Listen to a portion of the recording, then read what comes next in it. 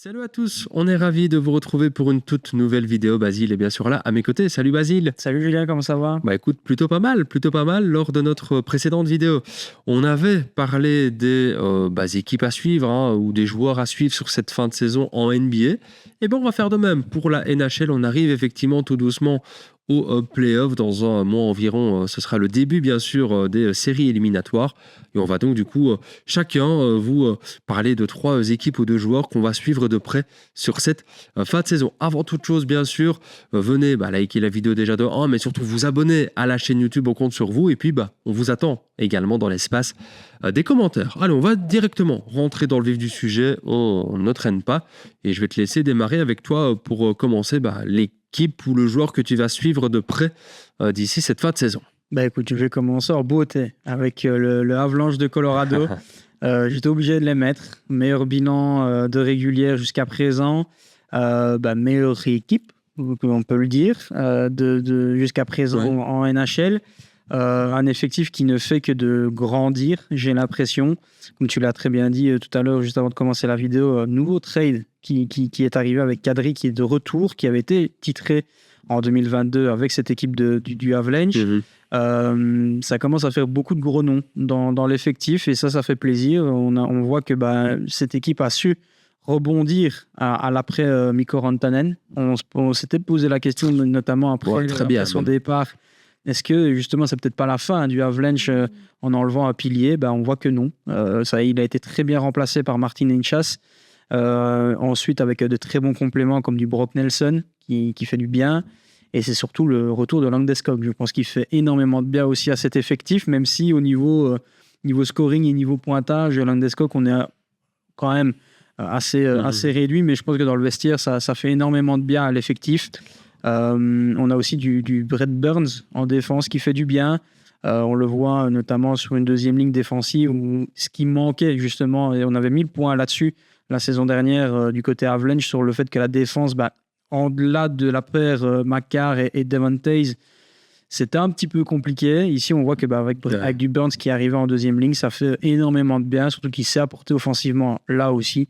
Donc franchement, cette équipe du Avalanche fait plaisir et plaisante à regarder là aussi. Maintenant, ce que je vais faire quand même attention, c'est que c'est pas la première fois que le Avalanche nous sort des très bonnes saisons, avec du McKinnon en mode MVP, avec du Cale Makar en mode meilleur défenseur de la saison. Mais une fois que ça arrive en play-off, c'est une autre chose. On l'a vu notamment la saison passée. On a eu une très bonne saison là aussi, où on avait eu des trades tout au long de la saison, ce qui nous avait quand même assez plu. Et puis, on s'était dit, il y a quand même une belle montée en puissance en arrivant en play-off. Tout plat de bons signaux pour aller loin. Et puis, tu te fais éliminer assez brutalement. La saison précédente encore, donc il y a 2 saisons de ça, pareil. D'énormes attentes sur les dos du Avalanche et tu te fais éliminer assez tôt dans les playoffs. Donc il y a quand même toujours cette petite déception une fois arrivé en playoffs. Je le disais pour rire avant de commencer la vidéo, attention aux Stars parce que c'est très bien de faire une bonne saison, mais si tu te fais éliminer face à Dallas, c'est compliqué. Donc il va falloir faire attention à cette équipe de Dallas parce que ils sont pas loin derrière au classement avec un bilan de 40 à 14 qui est un très bon bilan là aussi. Et on le sait que cette conférence Ouest est très, très, très dense. Donc, on sait que les places, ils sont chères et que les tours de play-off, ils sont plus compliqués. Donc, j'attends aussi de cette équipe du Avalanche c'est très bien de faire une très grosse saison, mais ça n'a pas toujours, dans l'histoire du sport et dans tout sport confondu, ça n'a jamais non plus été souvent signe de place pour les finales. Donc, à voir un petit peu ce que ce Avalanche va pouvoir nous réserver pour les play-offs. Moi, je vais parler d'une équipe qui... justement, avait disputé une Stanley Cup face à Colorado, c'était en 2022. C'est le Lightning de Tampa Bay.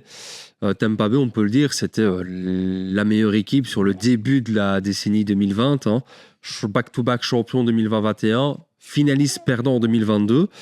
Ensuite, depuis cette finale en 2022, on va dire que l'équipe est un petit peu rentrée dans le rang. Il y a eu notamment des éliminations souvent en premier tour face à Toronto, face aux Panthers de la Floride. On a d'ailleurs eu finalement... le voisin floridien qui a pris le dessus sur Tampa ces dernières saisons en NHL. Mais là, j'ai le sentiment que le Lightning est peut-être vraiment bel et bien de retour. Kucherov est parmi à l'heure actuelle les joueurs à plus de 100 points il sera pas MVP, je pense. Il y aura soit McKinnon ou McDavid qui devrait l'être, mais je pense qu'il sera sur le podium. On retrouve un très bon coup de Cherov. Et je trouve qu'on a un petit peu su rasuffler une sorte de second souffle à cette équipe, avec notamment du Jack Genzel, qui est quand même un joueur assez solide, qui a été champion olympique d'ailleurs, lui, avec les États-Unis. En défense, on a toujours Hetman qui est là, le taulier, mais je trouve aussi que Vasilevski est revenu vraiment à son niveau d'antan et de nouveau dans ses standards. Et donc, du coup, voilà, quand tu as ton goalie qui, je pense, en forme est le meilleur de la Ligue, ou l'un des tout meilleurs de la Ligue, et quand tu as tes vétérans qui répondent présents, quand tu retrouves une certaine belle profondeur d'effectifs, cette équipe du Lightning, elle est effectivement capable de faire de bons résultats, elle est capable de gagner des gros matchs. Moi, je serais curieux de voir ce que ça va donner en play-off. Alors, il faut encore assurer vraiment sa place, mais je pense que tout doucement, ce sera le cas. Potentiellement, ils pourront aussi être champions de division. Donc, en tout cas, je me dis à l'Est, même si on sait que c'est la jungle à l'Est et que voilà, il y a beaucoup d'équipes qui peuvent prétendre à quelque chose, mais je me dis, voilà, le Lightning, quand il y a les séries qui arrivent, quand on est en forme, quand en plus tes cadres sont en forme, attention, je me dis que ça peut quand même, pourquoi pas, passer en tour ou deux. Ça peut peut-être même, je pense, aller retrouver au moins la finale de la Coupe Stanley, je ne serais pas étonné. Puis quand on voit que depuis 2020, il n'y a jamais eu une finale sans une équipe floridienne, pourquoi pas continuer cette entre guillemets tradition et de retrouver le Lightning en finale. On verra, mais en tout cas, je vais vraiment les suivre de près parce que, selon moi, ça peut de nouveau être leur année. Donc attention, vraiment, à ce que la foudre ne s'abatte pas sur les autres équipes de la Ligue. Mais surtout que c'est une équipe qui a de l'expérience en play-off, et d'autant plus que, on le voit avec le classement, les portes sont quand même grandes ouvertes. Il y a quand même pas mal de favoris qui ne sont pas présents cette saison. On risque d'en reparler. Écoute, moi je vais m'envoler du côté canadien, et même canadien de Montréal, puisque certes ils sont en play-off, mais il ne faudrait pas flancher sur la fin de saison parce que on le voit au niveau du classement. Certes, tu as des matchs de retard comparé à tes prédécesseurs, aux personnes qui te suivent au classement, qui ne sont nul autre que que Détroit et Boston, qui te talonnent de très près. Donc on a Montréal à 80 points, Détroit à 79 points et les Bruins à 78 points. Donc, au moment où on tourne, bien évidemment. Et donc du coup ça pourrait potentiellement t'éjecter de ta place de qualifié de play-off, et potentiellement là aussi t'éjecter du 4e as.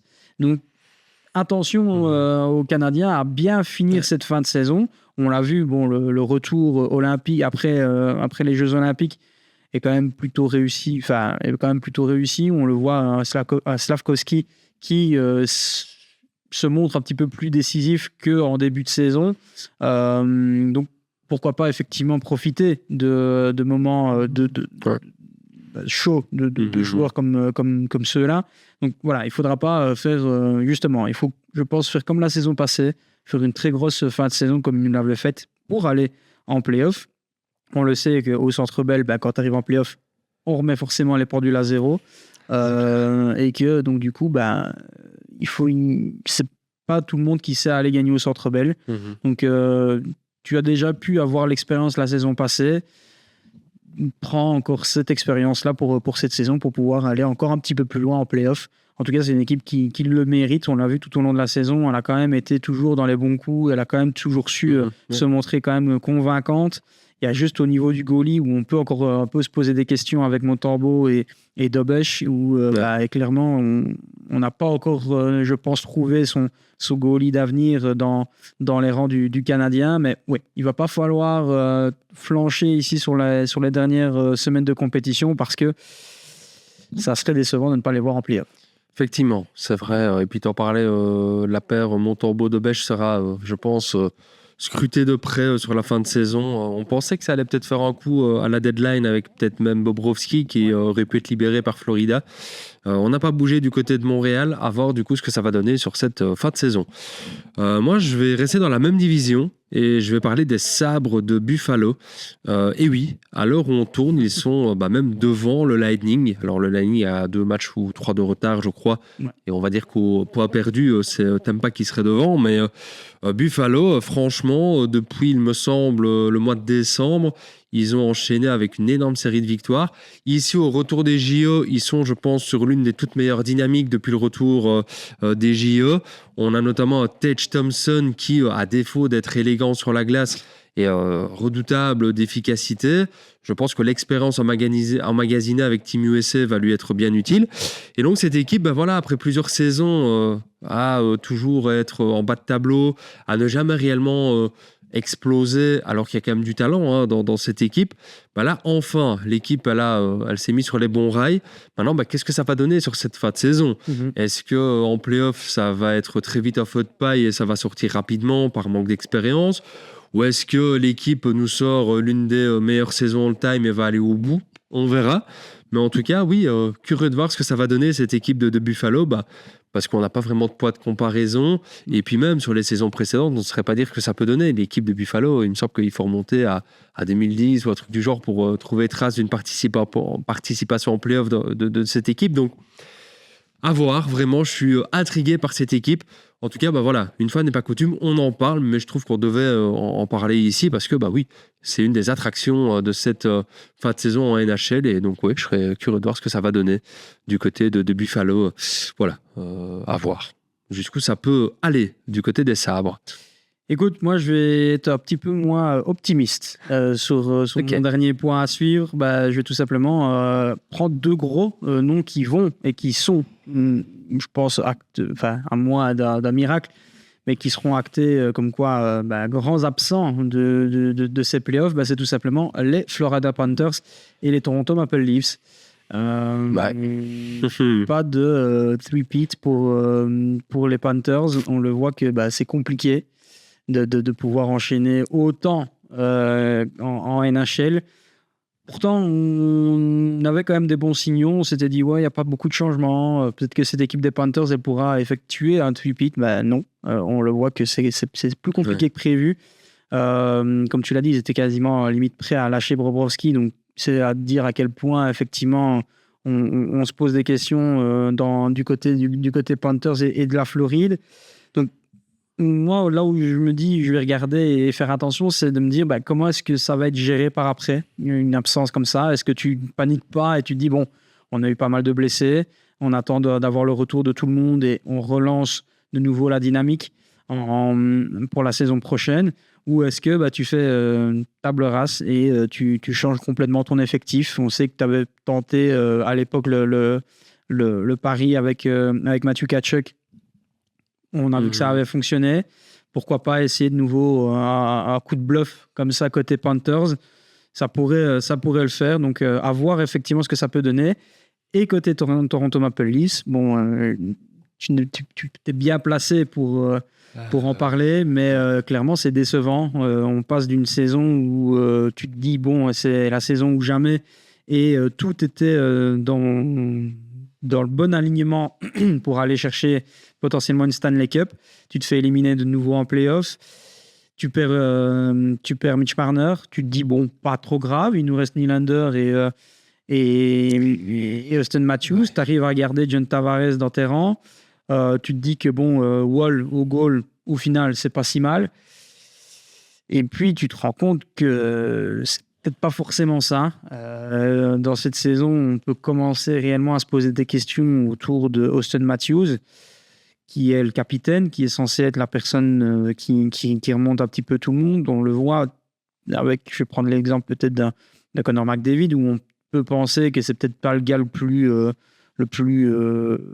parlant, qui a peut-être pas les mots les plus convaincants dans un vestiaire. On l'a vu au final durant la Stanley Cup, que c'est un gars qui peut aller dans le vestiaire et pousser des gueulantes pour motiver son effectif.